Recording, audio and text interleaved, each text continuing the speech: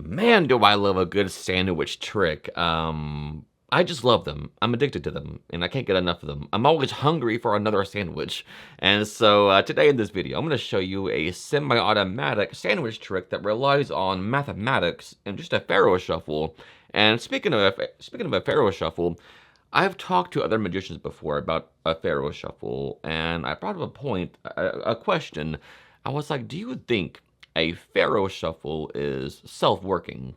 And a lot of people say no, but I tend to disagree with that. I think and I believe a Faro shuffle is self-working because there's no secret action taking place and you're doing it right in the open. And technically a Faro shuffle happens by itself anyway, if you know what you're doing.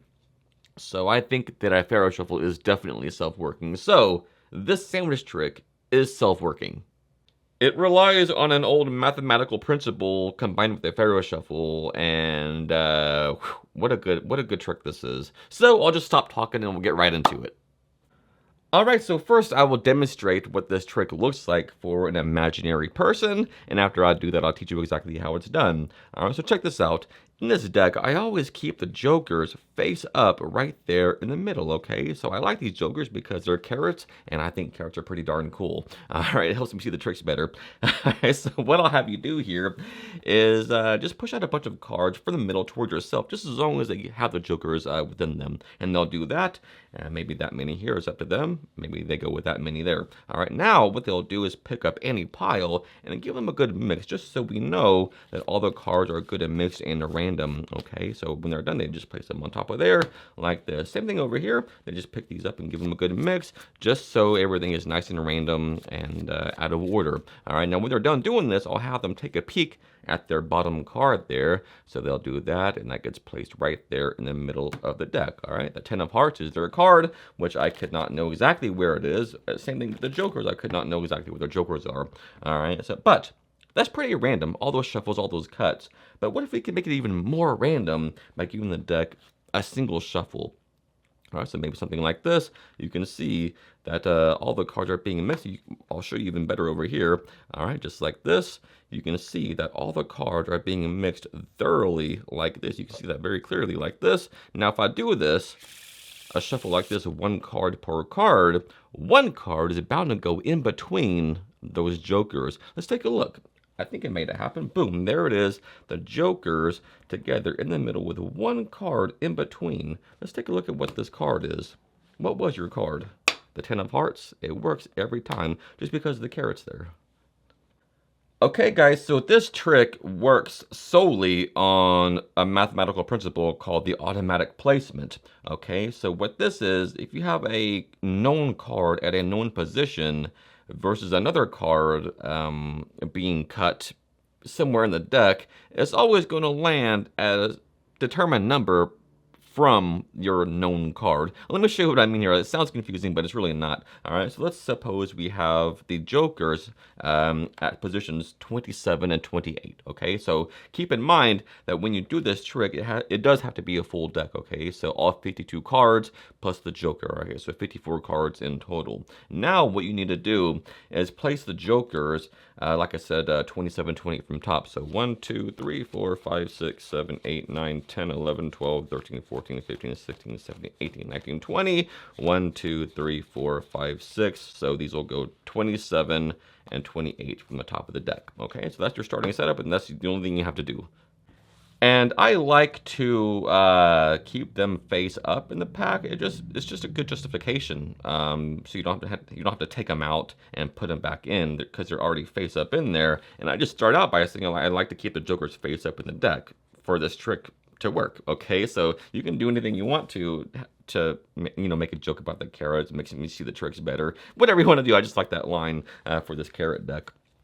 Okay, so, but if you don't want to keep them face up in the deck, or you just want to take them out and put them back in, that's up to you. What you could do is maybe have a known card, like a key card like the Ace of Spades at 26, and just make sure you put them, face up by the Ace of Spades. Or if you want to just do a pencil dot, just spread the deck face down and put them next to the pencil dot. Okay, so they always go in the correct position, but I like to start out like this with them being face up. Okay, so now if you cut the deck below the carrot, below the jokers like this, and just replace the cut and look at the bottom card, that card is always going to be exactly 27 cards away from the joker. And this is how this principle works, okay? So I like to do it this way. I spread the deck and have them just push out a bunch of cards from the spread towards themselves like this. And so they'll do something like this, right? And have them square these up. Now, you want to have them look at the card that was originally the bottom half of the deck, okay? So you kind of want to force, with equivocate, kind of, not really, the bottom portion of the deck, okay? So keep in mind, you want to keep in mind and keep track of which one was the bottom portion of the deck here, which is over here. All right, so push out a bunch of cards, boom, and you want to have them look at the card, look at a card from this bottom half of the deck, okay? So you can ask them, just pick up any pile, and if they happen to choose the top half of the deck, okay, just mix those up, and when you're done, just plop them back on top of the deck. But if they go for the bottom pile first, say perfect, and just say pick them up, and just as they're picking them up, just casually just place these on top of the deck. And it's that simple. All right, so ask them if they choose this one, give them a good mix, blah blah blah, like this. And when you're done, just take a peek at your bottom card. Boom, they'll do that. It's the 10 of spades. And they'll have them plop these back on top of the deck. So now that 10 of spades is exactly 27 cards away from the jokers down here, okay? So that's a very good principle to use. However, on the other hand, if they chose the top half of the deck, just do exactly what I did in that performance, okay? So give them a good shuffle, put them on top, and then same thing with these, give these a good shuffle, and when you're done, look at the bottom card and put them on top as well, all right? So it's that simple. So it doesn't seem weird. You're just having a mixed cards run and look at a card, all right? So there's really, it doesn't seem like a force when really it is, okay? So moving on. Now you just talk about how random that was. They took some cards. You couldn't have known how many of the cards that was. They shuffled cards around, shuffled again, looked at a random card. There's no way I could know what your card is, where it is, where the jokers are at this point. And that's the honest truth, because you really don't know exactly those things at all. So you're telling the truth, all right? The only thing you know is that they're 27 cards apart at this point. So now, if you do a perfect in Faro shuffle, that card, or 10 of spades, is going to go exactly in between the jokers. And what an in Faro shuffle is, you have to break the pack exactly in half, like this. And you just do an in Faro, which means when you do it, the original bottom card goes inside of the deck, okay? So if it was an out Faro shuffle, the bottom card will stay on the outside. For an in Faro, it goes inside, okay? So meaning the card you cut to will be the top card of the deck, okay? So now you do your perfect in Faro shuffle like this. And that was not a perfect one. So I like to justify this by saying, the first time I do is say, look, I really want to see the cards are being shuffled, and if I miss, I kind of do it like away from them, like this, towards myself. So if I miss, that's a good justification to do it again. Say, no, I really want you to see here, and so just try it again, okay? So do your perfect in Faro shuffle, and practice does go a long way with these shuffles, right? So do your perfect in Faro shuffle.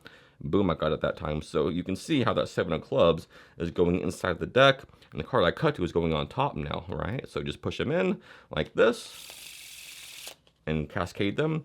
And now when you spread the deck, it's always going to be their card in between the jokers, which is the 10 of spades.